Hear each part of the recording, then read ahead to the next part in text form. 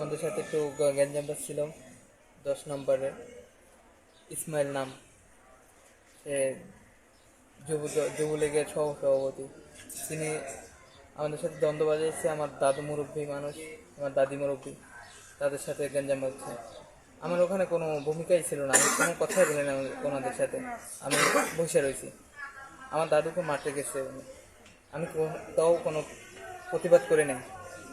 এক পর্যায়ে আমার দাদুকে মারতে পারে নাই বিধায় আমি ছিলাম বসা, আমাকে মারছে। অনার্থক, শুধু শুধু আমাকে মারছে। ওখানে আরও 10জন সাথী ছিল।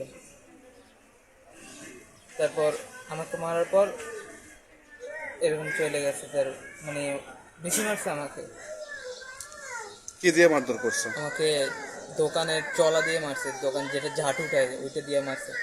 তারপর আমাকে ফেলে 2জন মিলে তারপর মারছে। এই কাহিনীটা ঘটছে কোন জায়গায়? 10 নম্বর দোকান। 10 নম্বর কার দোকানে? দোকান হচ্ছে কোহিনুর, সেলিম, ওরই সন্তান। সেলিম তার সন্তান, মানে মারধর করছে যে। আমার বাবা উনি বিগত দিন থেকে বলতে আমরা এখানে জিয়া রহমান আনসার থেকে আমরা বিএনপি করে আসতেছি।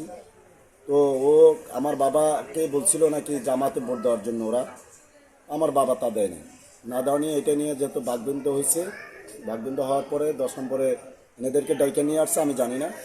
ডাইকা নিয়ে আসার পরে প্রথমে আমার বাবাকে মারতে গেছে, মারতে পারে নাই। না পারার পর ওইখান থেকে মানুষ যারা ছিল ওরা দোকান থেকে ওনাকে নামাই নিয়ে আসছে। নিয়ে আসার পরে ছেলেটা ওখানে বসাই ছিল, অনর্থক ধরে ছেলেটাকে মারছে।